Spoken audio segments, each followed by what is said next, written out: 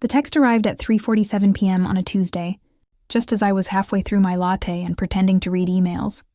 Family dinner tonight. 7 p.m. sharp. Important family matter to discuss. Don't be late. Daddy must have read that line 10 times, my thumb frozen above the screen. A small, almost sarcastic smile crept onto my face. After all these months of silence, suddenly there was an important family matter. 8 long months. That's how long it had been since I'd heard from any of them. 8 months since the day I walked across that graduation stage, wearing the cap and gown I'd bought myself, scanning the crowd for faces that never came. I still remember the empty chairs in the family section. An entire row reserved, untouched, like ghosts had planned to attend. Amanda, my older sister, had texted that morning. Can't make it. Jackson's soccer tournament. You understand, right? I didn't, but I said nothing.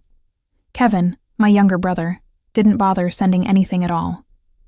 No call, no text, just silence, his favorite form of communication. And Mom. Her message came a few hours before the ceremony. Your father isn't feeling well. We'll celebrate another time, sweetie. But another time never came.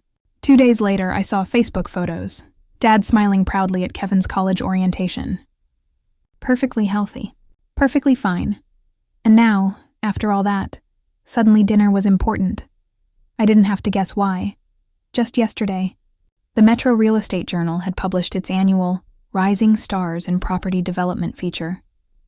There I was, on page 3, standing in front of the building I'd quietly bought and rebuilt from the ground up. The headline read, "T8-year-old developer revives. Historic Riverside Tower, Penthouse sells for record.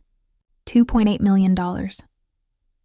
The article went on about how I'd purchased the 12-story building for $4.2 million, renovated every inch, sold off 10 luxury condos, and kept the penthouse for myself. It even mentioned my company, Meridian Property Group. Now valued at $47 million by lunchtime, my phone had exploded. Old friends, forgotten cousins, and high school classmates all came out of hibernation to congratulate me. And by 3:47 p.m., my father wanted dinner. I texted back simply, "I'll be there." At exactly 7, I pulled into my parents' driveway, driving my old Honda Civic instead of the Tesla I'd bought 6 months ago. Some habits die hard, and showing off had never been one of mine. The driveway was packed. Amanda's Range Rover, Kevin's lifted truck, and even Uncle Richard's Mercedes. That told me everything I needed to know. This wasn't dinner. It was an ambush. Before I could knock, the door swung open. "There she is," Dad boomed, his voice dripping with fake warmth. Come in, come in. We've been waiting." The dining table was set for 8. Mom, Dad, Amanda and her husband Jackson, Kevin and his girlfriend Brittany, plus Uncle Richard and Aunt Susan. Everyone turned to look at me as I stepped inside, their smiles too wide to be real. "Sarah." Mom hurried over, arms open. Her hug was soft but hollow. "We've missed you so much, sweetheart." "You look wonderful, do I?" I said evenly. "Last time we spoke, you said I looked tired and overworked." Her smile wavered for just a second. "Well, you look much better now." "Sit, sit." Dad gestured to an empty chair at the far end. "We have so much to catch up on." I stayed standing. "Your text said this was about something important." "What's going on?" Dad cleared his throat. "Let's eat first, then talk business." "Business?" I repeated. "Interesting choice of word." Amanda smirked slightly as she swirled her wine. "We saw the article. Congratulations on your success." That pause before success said everything. Envy, irritation, disbelief. "Thank you," I replied simply. Uncle Richard whistled low. $2.8 million for one penthouse? Impressive. Your father was just telling us about your company, was he? I turned to Dad. That's strange. He's never actually asked me about it. The air turned heavy. Even the chandelier seemed to hum louder. "Come on, sis," Kevin muttered. "Don't be dramatic. We're proud of you." "Proud now," I said quietly. "Where was that pride 8 months ago?" "Oh, honey." Mom's voice softened to that tone she used whenever she wanted to dismiss me. "You're not still upset about graduation, are you?"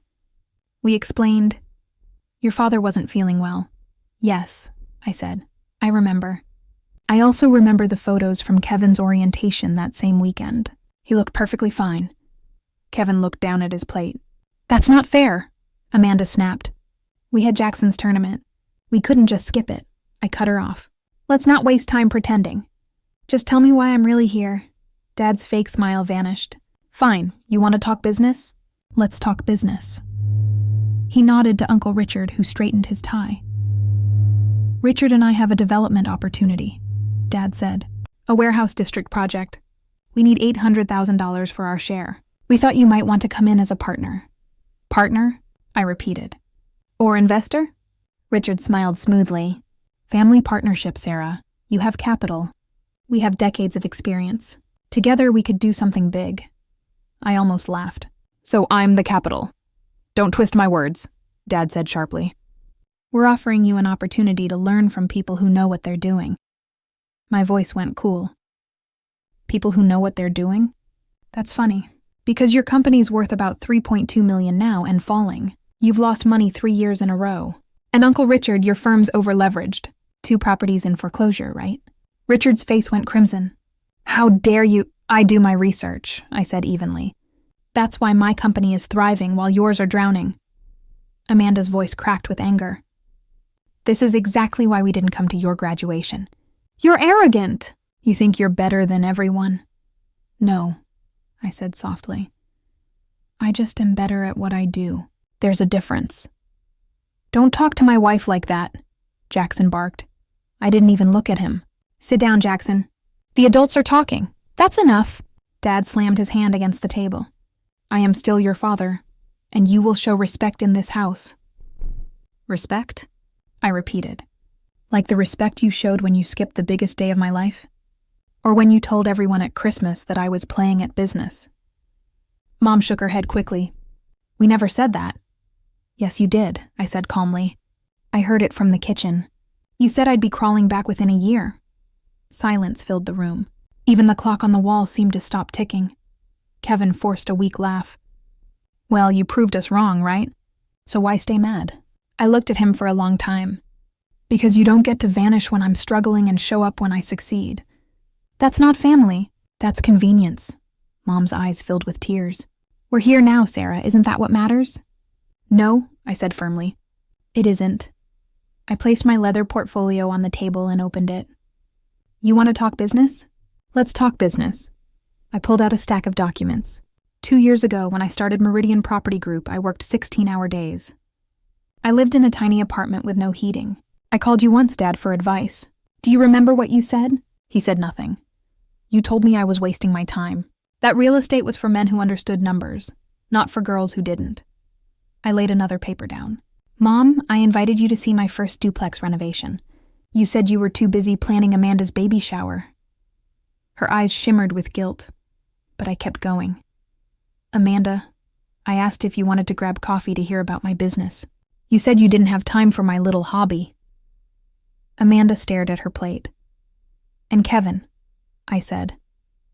I offered you a paid internship last summer. You laughed and said you'd rather work at Target.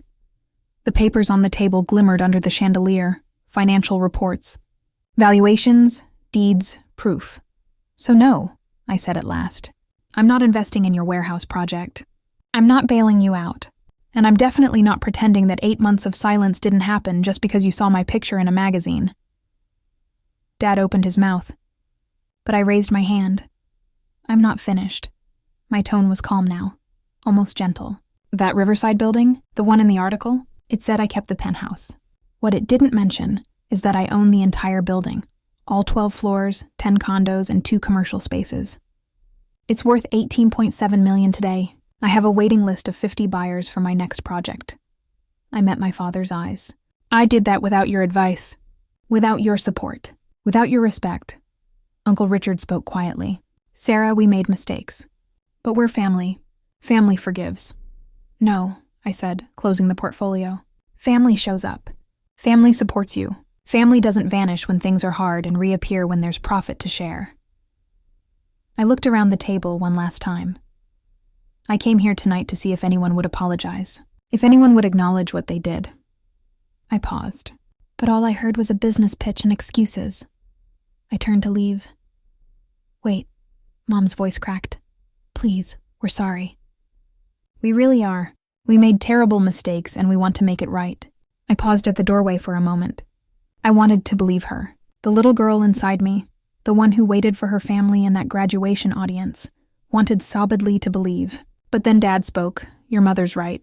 We handled things poorly, but this attitude isn't helping anyone. If you just listen to our proposal, and there it was. Even the apology came with a but and a business proposal. Goodbye, I said quietly. Ossie reached for the door handle. It opened from the outside. A man in a suit stood. They're looking confused. I'm sorry. I'm looking for Sarah Mitchell. I'm David Torres from Metro Property Management MIS. Mitchell asked me to meet her here at 7:30. I smiled. I hadn't actually called David, but the universe had perfect timing. I'm Sarah Mitchell. David's face lit up. Ms. Mitchell. Perfect. I have the documents you requested about the property acquisition. He pulled out a folder. The sellers have accepted your offer on the Riverside Commercial Plaza. Congratulations. You now own the largest retail complex in the Riverside district. Behind me, I heard multiple sharp intakes of breath. The $34 million purchase, David continued, oblivious to the drama. The financing came through perfectly. You'll officially close next week. I took the folder. Thank you, David. I'll review these tonight. Of course. Oh, and the Tribune wants to DOA follow-up feature. They're calling you the youngest major commercial developer in the state. He grinned. You're going to be famous. As David left, I turned back to my family one last time. Dad's face was ashen. Amanda's mouth hung open. Kevin looked like he'd been punched. Uncle Richard was frantically calculating numbers on his phone. Mom was crying silently. 34 million, Kevin finally whispered. The Riverside Plaza. Uncle Richard's voice was hoarse. That's the property we wanted for the warehouse project, the anchor property. Without it, our whole development plan falls apart. I tilted my head. Does it? That's unfortunate. You bought it out from under us. Dad's voice shook with rage or shock. I couldn't tell which. You knew we needed that property. I didn't know anything, I said calmly. You never told me about your warehouse project until tonight. I've been negotiating for the plaza for 4 months. It's not my fault you were too slow. The truth was I had known about their project. Real estate is a small world, and I make it my business to know everything happening in my city. I'd also known the plaza was their linchpin property, and I'd outbid them by $2 million. This is revenge, Amanda said flatly. You're punishing us? No, I said. I'm doing business. You taught meth at family and business should separate. Remember? Dad said that to me when I asked for advice. Don't mix family and business, Sarah. It never works out. I opened the door and said, Enjoy your dinner. I have work to do. Sarah, wait. Mom started. Oh, and Mom, I paused. That studio apartment I mentioned, the one with broken heating where I ate Raymond. I bought the entire building last year. It's worth $6.2 million now. I fixed the heating. You should see it sometime. I walked to my car, my hands steady, my heart racing. Behind me I heard shouting, Dad's angry voice, Amanda crying, Uncle Richard on the phone probably calling his business partners with the bad news. As I pulled out of the driveway, my phone buzzed. Kevin, that was messed up. I deleted it. Amanda, you've changed. Money has made you cruel. Delete. Then one more message from Mom. I'm sorry we weren't there for your graduation. I'm sorry for everything. You deserve better from us. I sat in my car staring at those words. The apology I had wanted 8 months ago. The acknowledgement I craved. But it had come too late and for the wrong reasons. I typed back, Thank you, but sorry isn't enough anymore. If you want to be part of my life, you'll have to earn it just like I had to earn everything else. Then I drove away from my childhood home toward my $2 million penthouse with floor-to-ceiling windows and city views that stretched for miles. I'd built an empire while they weren't watching, and now they'd have to live with the consequences of their absence. The girl who walked across that graduation stage alone had become a woman who didn't need their validation anymore. She just needed them to finally see her. And now finally they